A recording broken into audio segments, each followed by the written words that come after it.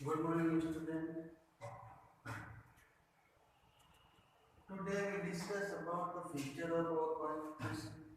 संविधान की जो प्रमुख विशेषता है जिसके कारण भारत का जो संविधान है वो बहुत विस्तृत और बड़ा संविधान बना, उसमें कुछ ना कुछ विशेषताएं मुख्य रूप से देखी जाती है जिसके कारण वो इतना बड़ा संविधान बना। सबसे पहली विशेषताओं में हम देखेंगे फेडरलिज्म। फेडरलिज्म मीन्स फेडरलिज्म एक प्रकार की व्यवस्था है जिसमें राज्यों के लिए एक अलग संस्था होती है, केंद्र के लिए एक अलग संस्था होती है, पर सर्वोच्च संस्था केंद्र की होती है। मतलब पूरे देश पर केंद्र का शासन होता है और राज्य का जो सरकार है उनका शासन होता है। सामान्य रूप से हम देखते हैं कि राज्य में जैसे मुख्यमंत्री है वो सर्वोच्च पद उसको दिया जाता है और केंद्र में जो प्रधानमंत्री है और संवैधानिक मुख्यमंत्री प्रेसिडेंट होते हैं पर नाम मात्र होते हैं। उसी प्रकार हम देखते हैं ये जो अरेंजमेंट है फेडरलिज्म का, ये एक से ज्यादा लेवल की जो गवर्नमेंट जहाँ होती है वहाँ फेडरलिज्म व्यवस्था का पालन होता है। एक से ज्यादा गवर्नमेंट, जैसे राज्य में अलग गवर्नमेंट और केंद्र में अलग गवर्नमेंट, इस तरह की जो व्यवस्था होती है वो फेडरलिज्म में होती है। और फिर उसको सब्जेक्ट में बांटा जाता है। पूरे देश की जो व्यवस्था है उनको सब्जेक्ट के रूप में बांटने के बाद 3 जो लिस्ट है वो बनती है। 3 लिस्ट में एक तो यूनियन लिस्ट, एक स्टेट लिस्ट और एक कॉन्फ्रेंस लिस्ट। ये 3 लिस्टें अपने अपने स्तर पर उनके जो शक्ति है उनका बंटवारा करती है कि कौन से जो राज्य है वो कौन से विभाग में कार्य करेगा और उसके लिए कानून बनाएगा, और केंद्र है वो कौन कौन से विषयों पर कानून बनाने का अधिकार उसको मिला हुआ है। ये फेडरलिज्म में ये जो शक्तियों का पृथक्करण है वो किया गया। अब सबसे पहले हम देखें तो यूनियन लिस्ट। यूनियन लिस्ट में वो लिस्ट है, यूनियन लिस्ट वो लिस्ट है जिसमें स्टेट गवर्नमेंट कानून बनाती है। इस लिस्ट में जो भी विषय होंगे उन पर कानून बनाने का अधिकार से किसको होगा? केंद्र सरकार। जैसे foreign relation, currency and railway, ये केंद्रीय संस्थाएं हैं तो इन पर कानून बनाने का अधिकार सिर्फ केंद्र को होगा। और भी कई विभाग आते हैं, मैंने एग्जाम्पल के लिए ये तो लिखे हैं। दूसरा जो होता है स्टेट लिस्ट। स्टेट लिस्ट में स्टेट लिस्ट वो लिस्ट होती है जिसमें स्टेट गवर्नमेंट को पूरा अधिकार दिया हुआ होता है कानून बनाने का, कि वो इन विषयों पर कानून बना सकती है जो स्टेट लेवल के विषय है। जिसमें agriculture, law and order, police व्यवस्था जो होती है उसका, और लॉ एंड ऑर्डर मीन्स कानून व्यवस्था बनाए रखने का, और एग्रीकल्चर उस राज्य की कृषि पर कानून बनाने का अधिकार उस राज्य के मुख्यमंत्री को होगा। ये सब स्टेट लिस्ट में आता है। अब कॉन्करेंट लिस्ट वो लिस्ट है, कॉन्करेंट लिस्ट वो लिस्ट है जिसमें कानून बनाने का अधिकार दोनों को प्राप्त है।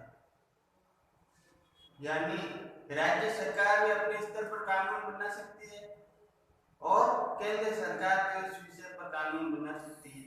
ये कॉन्करेंट लिस्ट, इसको हिंदी में कहे तो समवर्ती सूची कहते हैं। समवर्ती, केंद्रीय सूची, राज्य सूची और समवर्ती सूची, इन तीनों को इस प्रकार से डिस्क्राइब किया गया है। ये फेडरलिज्म के अंतर्गत आता है। फेडरलिज्म में ये तरीका दिया हुआ है ताकि आप विषयों का बंटवारा कर सके और उसके हिसाब से कानून बना सके, ताकि किसी तरह का विवाद ना रहे सेंट्रल और स्टेट गवर्नमेंट के बीच में। ये शक्ति पृथक्करण का सिद्धांत इस फेडरलिज्म में आता है। सबसे मुख्य विशेषता है भारत में भी इस तरह की जो सरकार का चलन है, तो उसमें स्टेट अपने स्तर पर कानून बनाता है, राज्य अपने स्तर पर कानून बनाता है। कुछ विशेष है जिसमें दोनों कानून बने। तो सबसे पहले हमने फेडरलिज्म के बारे में जान लिया। ज्यादा कोई हार्ड एंड फास्ट नहीं है, यूनियनिस्ट, स्टेटिस्ट, कॉन्ट्रैक्ट। फेडरलिज्म क्या है? One at the centre and other at the state level. मतलब इसमें ये व्यवस्था की गई है कि एक तो केंद्रीय लेवल पर सरकार होगी और एक राज्य लेवल पर सरकार होगी, और उनके कार्य को बंटवारा भी अलग अलग तरीके से किया जा सकता है।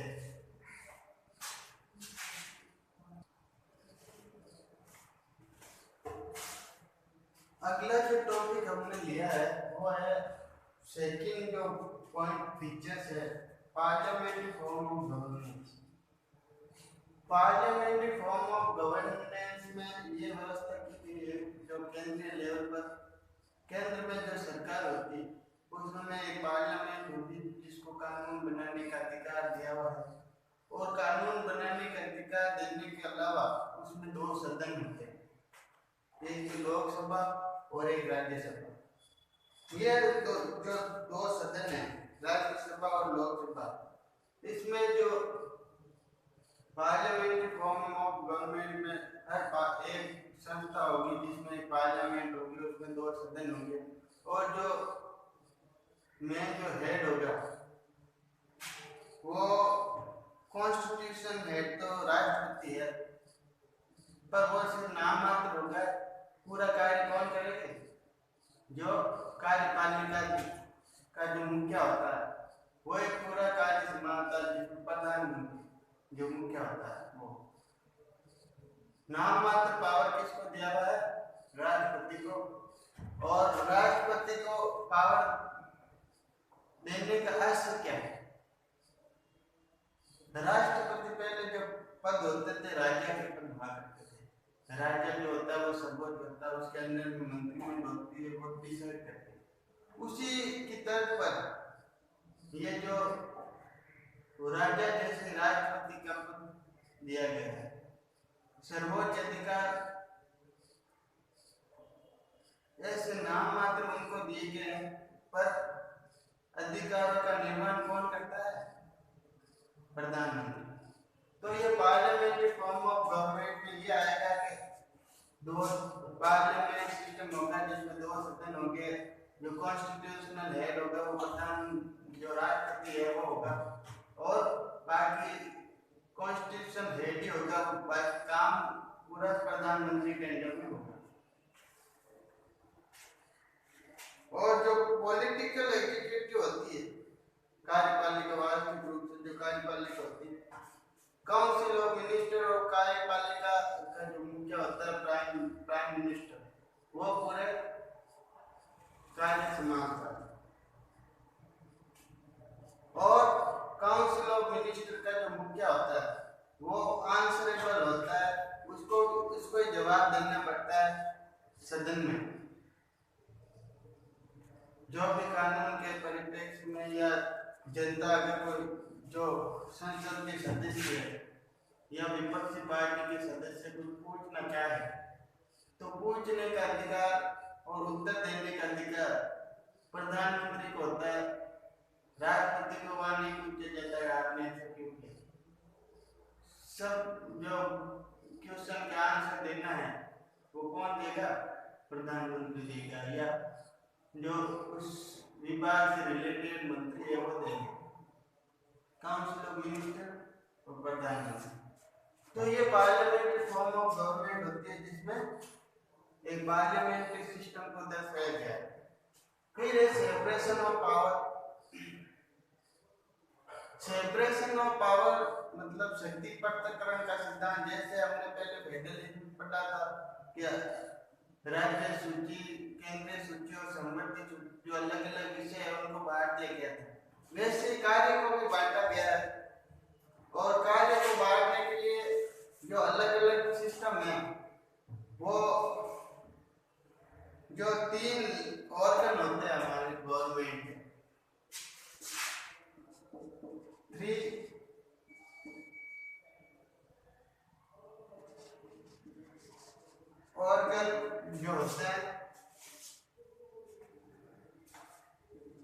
कौन कौन सा? एक तो लेजिस्लेचर,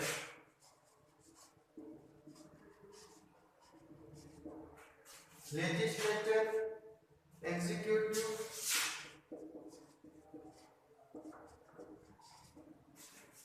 और जुडिशियरी।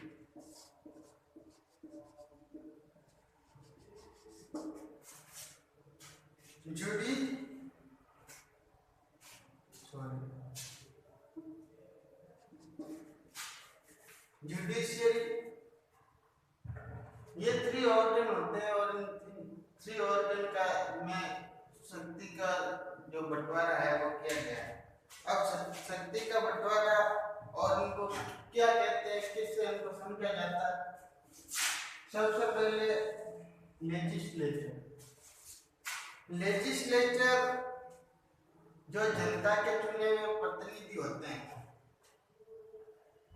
और पार्लियामेंट सिस्टम के अंतर्गत आते हैं। कानून बनाना और एग्जीक्यूटिव को कंट्रोल करना, ये इसका कार्य है। इसको कंट्रोल करते हैं, लॉ बनाते हैं, मेकिंग लॉ, ये लेजिस्लेचर का काम। एक तो कानून बनाना जो भी, और एक एग्जीक्यूटिव को कंट्रोल करना, ये होती है व्यवस्थापिका। अब जो कार्यपालिका होती है एग्जीक्यूटिव, वो कानून लागू करवाती है। कानून बनाने का अधिकार इनको मिल गया, कंट्रोल करने का अधिकार इनको मिल गया लेजिस्लेचर को। अब कानून को लागू करवाना, उसको पारित करवाना, ये काम होगा एग्जीक्यूटिव का। किसका होगा? उसको लागू करवा के देश में इम्प्लीमेंटेशन में लाना। मिनिस्ट्रियल डिपार्टमेंट होते हैं अलग अलग, वो मिनिस्टर अपने अपने स्तर पर लागू कराने का प्रयास करते हैं। और ये किसके नेतृत्व में होता है? प्रधानमंत्री के नेतृत्व। जो भी कानून लेजिस्लेचर ने बनाया है उसको लागू करवाने का कार्य एग्जीक्यूटिव के द्वारा होता है। इम्प्लीमेंटेशन करवाना एग्जीक्यूटिव का कार्य होता है। तीसरा जो है जुडिशरी यानी न्यायपालिका, ये फ्री संस्था है। कानून संबंधी जो भी चीजें होती है, कानून निर्माण हो, चाहे कानून सही व्यवस्था चल रही है कि नहीं चल रही है, इसका आधार पर जो नागरिकों को अधिकार देना, जो कर्तव्य है या अधिकार है, उनका निर्वहन नागरिक कर रहे हैं कि नहीं कर रहे हैं, या कोई अधिकार का गलत फायदा तो नहीं उठा रहे, इन संदर्भ में ये जुडिशरी काम करती है, न्यायपालिका काम करती है। न्याय संबंधी कानून, ये इस संस्था को सेपरेट रखा गया, दोनों संस्थाओं से अलग। ये एक फ्री संस्था अपने स्तर पर कानून बनाती है और उनको इम्प्लीमेंटेशन करवाना, किसको अधिकारी होते हैं, सब फ्री होते हैं अपने स्तर पर। तो ये जो सिस्टम है, ये सेपरेशन ऑफ पावर यानी शक्ति पृथक्करण का सिद्धांत। लेजिस्लेचर के अपने कार्य अलग है, सेपरेट है, एग्जीक्यूटिव के अपने कार्य है वो अलग है, सेपरेट है, और जुडिशरी के कार्य अलग है। ये होता है सेपरेशन ऑफ पावर, शक्ति पृथक्करण का सिद्धांत। ये शक्ति पृथक्करण का सिद्धांत बहुत ही जरूरी है। अगर वास्तविक रूप से मतलब हमने संविधान की वास्तविक अगर संज्ञा देते हैं उसको, तो ये सेपरेशन ऑफ पावर करना जरूरी है। अगर सेपरेशन ऑफ पावर नहीं रहेगा, सब अपने अपने स्तर पर चलेंगे, तो फिर आपसी विवाद बहुत बढ़ सकता है किसी भी संस्था के बीच में, और ये विवाद फिर आगे चल के बहुत ही हानिकारक होता है देश की प्रगति की। इसलिए सेपरेशन ऑफ पावर जरूरी है। लेजिस्लेचर का अपना एक कार्य, कंट्रोल, लॉ ऑर्डर, कानून बनाना उनका कार्य है। इम्प्लीमेंटेशन करना ये एग्जीक्यूटिव का कार्य है। एग्जीक्यूटिव को कंट्रोल करने का कार्य लेजिस्लेचर का है। ताकि वो पूरी तरीके से मुक्त ना हो जाए। न्यायपालिका पूर्ण रूप से स्वतंत्र है, सबको न्याय मिलना चाहिए, इसका अधिकार न्यायपालिका सबको अधिकार प्राप्त हो रहा है नहीं हो रहा नागरिकों को, ये सभी जो नियम है और नियमों का संग्रह है वो न्यायपालिका मानता है। तो हमने 3 ऑर्गन्स के बारे में पढ़ लिया। सेपरेशन ऑफ पावर में ये 3 ऑर्गन आ जाते हैं, इनमें शक्ति का बंटवारा किस तरीके से होता है वो समझ लीजिए। अब हम पढ़ेंगे universal adult Francis. Universal adult Francis को हम सामान्य भाषा में वोट देने का अधिकार, वोट देना जो लोकतंत्र है उसमें वोट देने का अधिकार एक सर्वोच्च अधिकार है। और यूनिवर्सल एडल्ट फ्रांसिस के अनुसार 1 person 1 vote. Universal adult Francis का मतलब क्या होता है? 1 person 1 vote.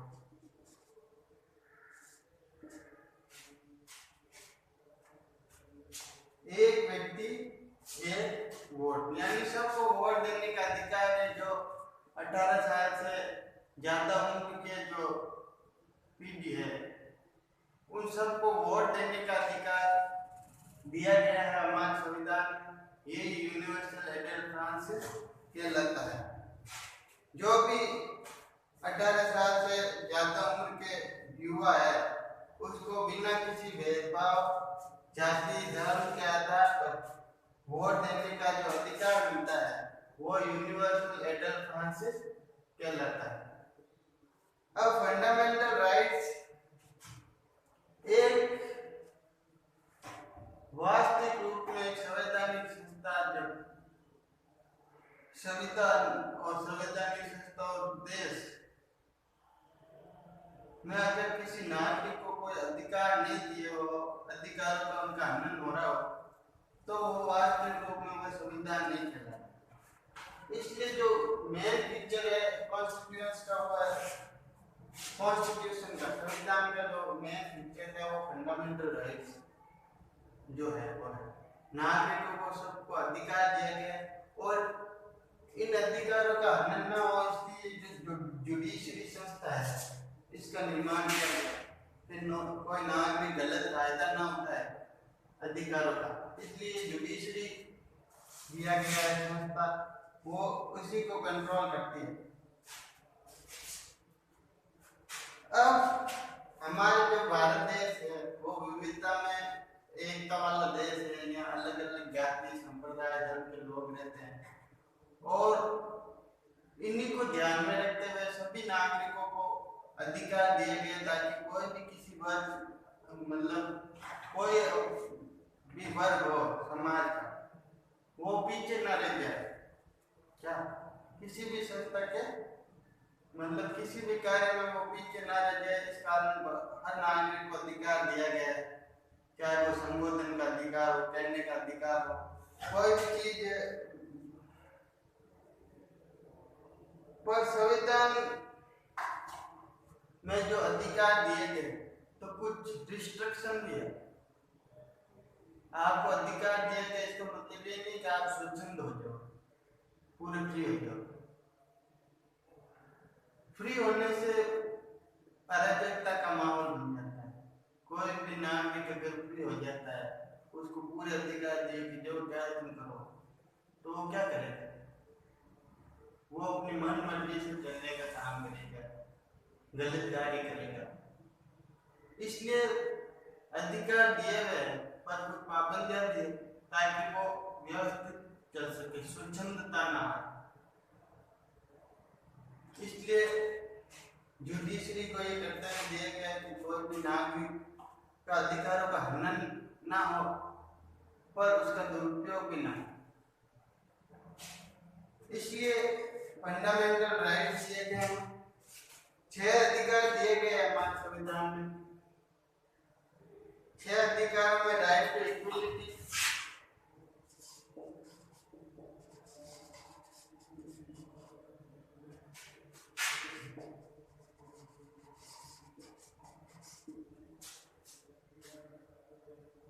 right to freedom,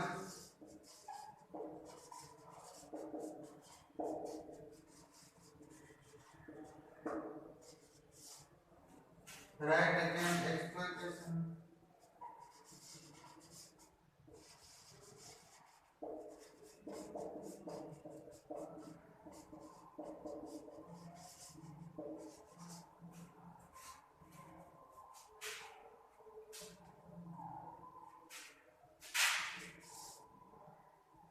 right to freedom of religion,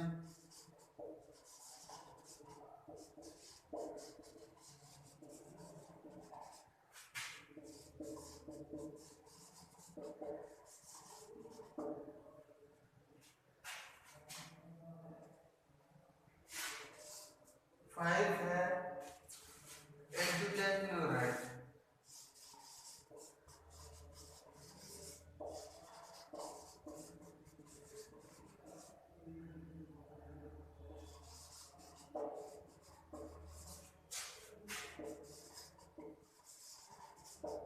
and six right of constitutional remedies.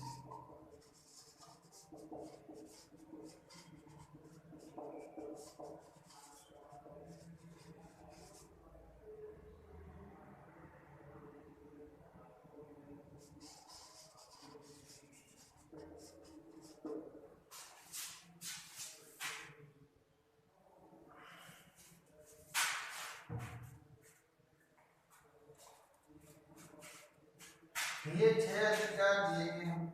Right to equality मतलब समानता का अधिकार, और इसमें कानून के समक्ष जो भी पर्सन है वो समान है कानून के सामने, चाहे किसी भी धर्म, किसी भी जाति, किसी भी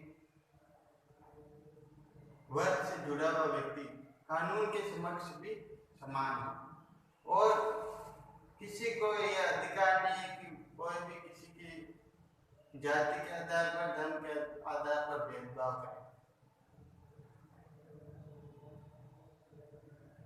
और किसी भी पब्लिक प्लेस में उनको घूमने का अधिकार है, चाहे कोई किसी जाति, किसी धर्म का व्यक्ति हो, कहीं भी वो रोजगार कर सकता है।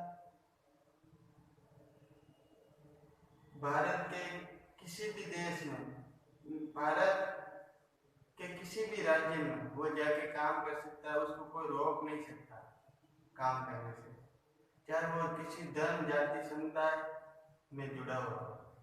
ये अधिकार हमें राइट टू इक्वलिटी में मिलता है। अब राइट ऑफ फ्रीडम, फ्रीडम हमें बहुत सारी दी हुई है। फ्रीडम ऑफ स्पीच, बोलने का अधिकार, अगर कोई आपसे प्रश्न पूछता है तो आप बोलोगे इसका आंसर, ये अधिकार हमें दिया हुआ है। तो आप किसी के बारे में वास्तविक सत्य है और आप बोलना चाहते हो बोल सकते हो, चाहे देश का प्रधानमंत्री क्यों ना हो, आप उसके खिलाफ बोल सकते हो, आपको ये स्वतंत्रता मिली भी है, पर वो वास्तविक रूप में सत्य होना चाहिए।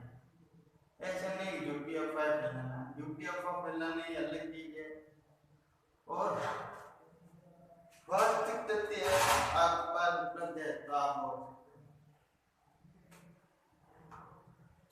एक जगह इकट्ठे होने का अधिकार, विरोध करने का अधिकार, बिना हथियार के इकट्ठे होकर आप विरोध कर सकते हो किसी भी कानून का। आपको ऐसा लग रहा हो कि वो कानून हमारे विरोधी है तो आप उस पर विरोध कर सकते हो बिना हथियार के, शांतिपूर्ण तरीके से। यूनियन बना सकते हो, यूनियन में लोगों को आप उत्साहित कर सकते हो कि हमारे साथ गलत हो रहा है, विरोध कर सकते हो, ये सब चीजें हो सकती है। कहीं भी स्वच्छंद घूमने का अधिकार आपको मिला हुआ, भारत के किसी भी एरिया में आप घूम सकते हो, आपको कोई रोकेगा नहीं। भारत के किसी भी राज्य में आप रह सकते हो, आपको अधिकार मिला हुआ है।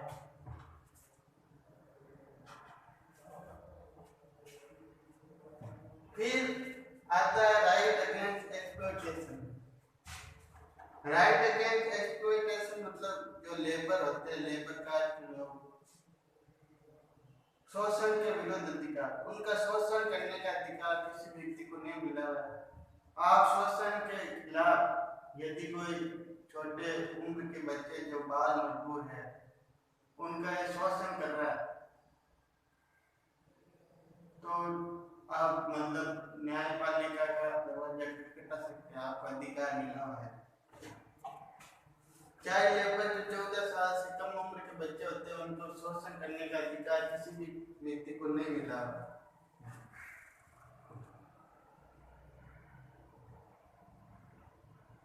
ह्यूमन ट्रैफिकिंग के कई मुद्दे आते हैं, बाल अपहरण, ह्यूमन अपहरण, इस तरह का भी अधिकार किसी भी व्यक्ति को नहीं दिया। धार्मिक अधिकार में कोई भी व्यक्ति अपने धर्म के आधार पर, जाति के आधार पर पूजा करने का अधिकार है। आप किसी भी धर्म को थोप नहीं सकते, रोज कर सकते। हम हिंदू धर्म के लोग हैं, हम मुस्लिम धर्म के लोग हैं, हमारी पूजा ले लीजिए, या कोई भी अपने अपने स्तर पर अपने अपने आराध्य की पूजा कर सकता है, उसको अधिकार मिला है। कल्चरल एंड एजुकेशन राइट, सांस्कृतिक अधिकार, सांस्कृतिक और शैक्षणिक अधिकार जो है वो हमारी संस्कृति का जो माइनॉरिटीज के लोग हैं या जो संस्कृत मतलब अपनी अपनी संस्कृति को फॉलो करने का अधिकार सबको है। और 14 साल से कम उम्र के बच्चों को फ्री एजुकेशन, ये शिक्षा का अधिकार